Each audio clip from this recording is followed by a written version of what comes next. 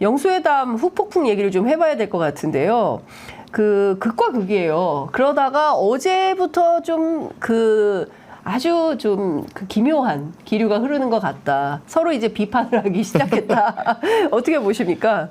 그러니까 이제 어제 나온 반응들을 요약을 하면 어떤 생각이 들었냐면은 네. 영수회담 자체가 네. 화성에서 온 남자와 금성에서 온 여자가 첫 번째 만남을 가진 건데 네. 정말로 상황 인식 차이가 이렇게 심할 수가 없다. 정말 사후평가, 그러니까 의제를 정하는 부분에 있어 진통을 겪었고 회담이 끝나고 사후평가 부분까지 너무나 닮은 점이라고는 하나도 찾아볼 수 없었다는 게 생각이 좀 들었고요. 네. 일단은 대통령실 얘기를 좀 해보면 네. 언론 지상이라든가 관계자를 통해 전해지는 얘기들을 보면 회담에 대한 인식 자체가 어떤 거냐면 네.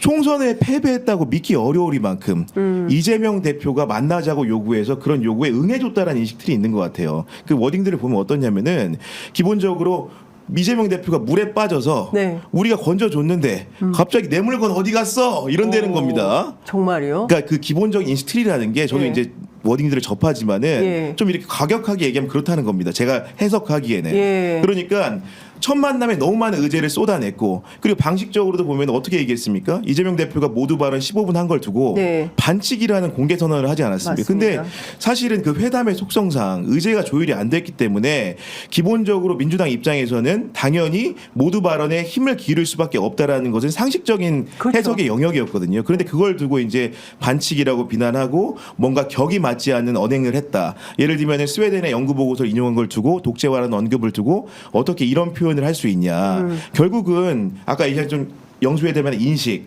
그리고 회담에 대한 비공개 회담의 양태의 부분에 대한 해석까지 정말 어느 하나 조합적으로 맞춰가는 부분이 없어 보였다. 이렇게 좀 해석이 됐습니다. 그러니까. 네. 어떻게 보세요? 네, 저는 윤석열 대통령이 윤석열 대통령 했다. 뭐 이렇게 좀 요약할 수 있는 만남이었다라는 생각이 신세대 드는데요. 맛있다. 예. 아, 그런가요? 왜냐하면 윤석열 대통령에 대한 어떤 여러 가지 평가들 중에서 하나가 말씀이 많으시다라고 네. 하는 게 아닙니까? 첫 번째 캠프에 합류했던 조선일보 출신 대변인이 폭로했던 맞아요. 사건입니다. 네. 1시간 동안 말씀하시면 59분 이야기한다라고 해서 59분 대통령이라고 하는 별명을 이제 맞아요. 본의 아니게 가지고 있었는데 결국 이날도 첫 번째 날 화제가 됐던 것은 대통령의 발언 지분이었거든요. 그러니까 야당에서 이야기하기로는 85대 15. 네. 그런데 이제 홍철호 수석이 밝히기로는 7대 3. 네. 무엇이 되더라도 사실 많다. 그건 모두 발언 포함.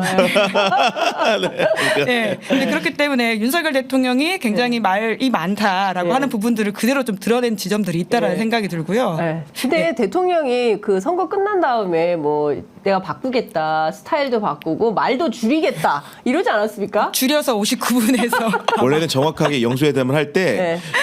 야당 얘기를 충분히 듣겠다고 하고 그러니까요. 했거든요. 맞아요. 예. 근데 예. 15분 듣고 이제 나머지 본회담에서는 사실은 자기 얘기 위주로. 그러니까. 물론 이제 대통령이 설명을 이렇습니다. 기본적으로 이재명 대표가 모두 발언 15분 동안에 A4 용지 15장 분량으로 수많은 의제를 제기했기 예. 때문에 예. 그에 대한 답변권을 보장해 줘야 되는 거 아니냐. 그렇기 때문에 질문하는 사람은 이재명, 예. 답변하는 사람은 윤석열. 예. 그렇기 때문에 답변에 더 시간이 오래 걸릴 수밖에 없다라는 논리를 펴고는 있는데 예. 저는 그 이후에 이제 성과 측면에서도 보면은 왜 아무런 성과가 없냐. 사실은 예를 들면 민생지원금 부분들 얼마든지 조금 약간이라도 양자가 교합점을 찾을 거라고 생각했는데 그런 예상도 빗나가지 않았습니까? 근데 거기에 대한 대통령의 설명이 좀 약간 마뜩치 않은 게 그 당정 관계를 얘기하면서 민주당은 왜 대통령을 직거래를 하려고 하느냐 이런 얘기를 하는 건데 정말 이해가 안 돼. 그러면 애당초부터 영수회담이 아니고 예. 여당의 원내대표라든가 대표가 없으니까요. 예. 대행이 있잖아요. 예. 정책위 의장 예산 불러가지고 어떻게 보면 중재자 역할을 보일 수도 있었을 텐데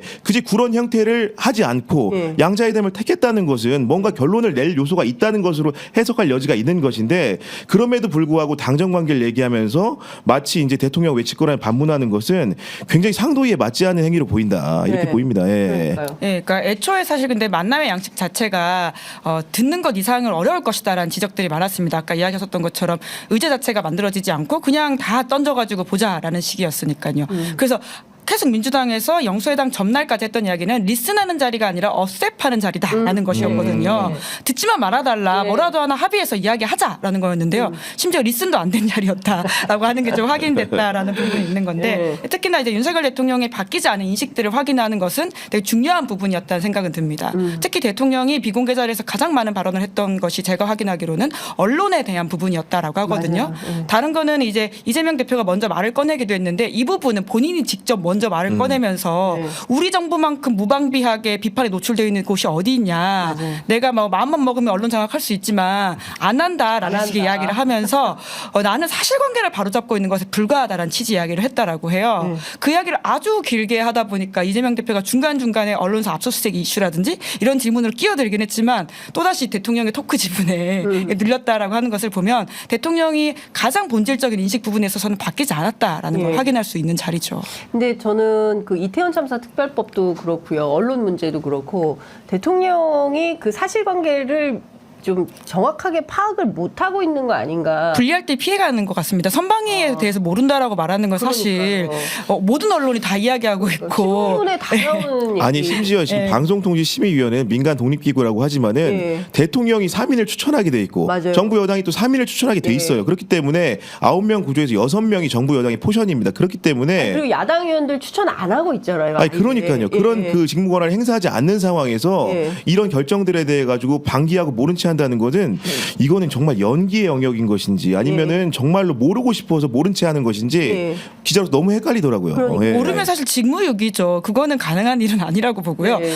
만약에 정말 대통령이 이 뉴스를 모른다고 한다면 네. 보좌진뿐만 아니라 모든 걸 다 바꾸셔야 된다는 생각이 그렇죠. 듭니다. 그러니까 뭐 어떤 뉴스 보는 거냐. 아니, 그래서 그 현장에서 이재명 대표가 이거 좀 보고 좀 그 이도훈 홍보수석한테 보고를 좀 잘 드려야 되는 거 아니냐 이런 얘기까지도 했다는 거잖아요. 근데 사실 다른 거 다 떠나서 공정과 상식 뭐 이제는 뭐 그 얘기를 해야 되나 네. 수준까지 돼버리긴 했습니다만 그래도 최소한 기계적 균형이라도 맞추는 차원이라면 국회에서 추천한 그리고 야당에서 추천한 인사들을 임명을 해야 됩니다. 근데 작년에 보면 최민희 그 방통위원 국회에서 의결까지 마쳤는데도 임명장을 안 줘가지고 그래서 국회의원 7개월 되셨잖아요. 결국은 국회의원을 만들어 주셨어요. 윤석열 대통령이 네. 방통위원 시켰으면 국회의원 안 했을 텐데 어제 그 최민희 의원이 저 방심위 직접 직관을 했다 그래요. 현장에 가가지고. 아, 정말요? 네. 그 회의하는데 가서 방청석에 앉아가지고 자리가 바뀌었네요. 본인 보고 입장에서는. 있었대요. 네, 그러니까 안에 앉았어야 그렇죠. 되는데 밖에 엄마가 앉았다. 지켜보고 있어 거의 이런 컨셉으로 네. 직관을 했다고 하는데 앞으로 어떻게 싸우게 될지 제가 보기엔 진짜 상당하게 세게 할 것 같다라는 예감이 드는데 네. 그러니까 저는 최소한의 기계적 균형도 맞추지 않은 나 잘 모르겠는데 이게 뭡니까? 특히나 지금 선방심의가 가장 문제가 되는 부분이 김건희 여사 관련된 부분입니다. 맞아요. 네. 김건희 여사 특검법이라고 하지 않았다라고 문제를 삼거나 심지어는 어제는 이제 나온 보도들이 많은데 평범한 가정주부, 뭐 심지어는 아주머니 이런 워딩까지 나왔다는 보도가 있지 않습니까? 근데 제가 네. 보기에 김건희 여사 화났을 거예요. 아 그럼요. 아줌마라니. 네? 네. 헤어스타일 보세요. 우리 같은 이런 짧은 머리가 아니에요. 네. 여튼 제가 아줌마입니다. 그 김건희 여사가 네. 대한 이슈에 대해서 대통령이 얼마나 민감한지는 저희가 누누이 목격하지 않았습니까? 네. 그런데 이걸 모른다라고 하는 것은 사실 좀 비겁한 거죠. 네. 모를 수가 없는 사안입니다. 네. 아니 그럼 이 정도에서 어떤 일이 있었습니까? 방송가에서 KBS 사장이 바뀌었죠. 예. 그리고 과담한 인사가 있었죠. 그렇죠. 후행적 인사에 따라 가지고 또 어떤 일이 있었습니까? 대통령을 또 대담을 누가 했습니까? 예. KBS가 나서서 파우치라고 논란을 그러니까요. 일으켰죠. YTN은 또 이제 지분을 넘겨서 민영화 절차를 밟고 있죠. 사장이 또 바뀌어서 또 소동이 있었죠. 그리고 MBC 같은 경우에는 정권을 굉장히 비판한다고 낙인이 찍혀가지고 지금 방심이라든가 선방심의에서 관련된 제재를 정말로 때려 맞고 있지 않습니까? 그런데 그렇습니다. 법원 가서 또 결과가 어떻게 나오고 있습니까? 다 가처분 그 징계 관련된 부분들이 가처분이 또 인용되는 예. 다른 결론들이 나오지 않습니까? 그렇기 때문에 이런 방송가를 둘러싼 다양한 이슈가 있는데도 예. 이렇게 모른 체 한다는 것은 이해가 가지 않습니다. 그러니까요. 네, 그래서 오늘 그 경향신문 사설 제목이 되게 인상적이었는데 이런 부분을 입틀막 기조 변함없을 것 예고한 윤 대통령 바뀌어야 하거든요. 네. 그러니까 입틀막이라고 다시 규정을 한 거죠. 네. 대통령으로서 굉장히 치명적이고 아픈 네, 부분입니다. 그러니까요. 근데 그 형식도 사실은 뭐였죠? 음성 엠바고? 그러니까요. 예. 네, 들어보셨어요, 김은지 기자? 그러니까 저도 참 난감한 이야기라는 생각이 들었습니다. 그러니까 그 전 국민 귀틀막을 해버렸다. 1시간 반 동안. 네. 결국 3시 반이죠. 3시 반에 대통령실에서 풀했을 때만 보도를 할 수 있었는데 혹시라도 발생할 수 있는 어떤 문제적 상황을 차단하기 위한 거 아니냐. 근데 지금 생각을 해보면요. 이 정부 들어서 가장 기이했던 첫 번째 충격적인 사건이 뭐냐라고 한다면 저는 바이든 날리면 사태거든요. 그런데 그때 저는 그 바이든 날리면 사태 김은혜 수석이 나와가지고 뭐 다시 한번 들어주십시오. 막 이렇게 얘기를 하고 나서 그 다음에 MBC를 전용기에 탑승을 배제를 하잖아요. 세상에 출입 기자를 순방 취재 가는 기자를 비행기에 안 태우고 그냥 출발을 하고 니네는 탈 자격이 없어.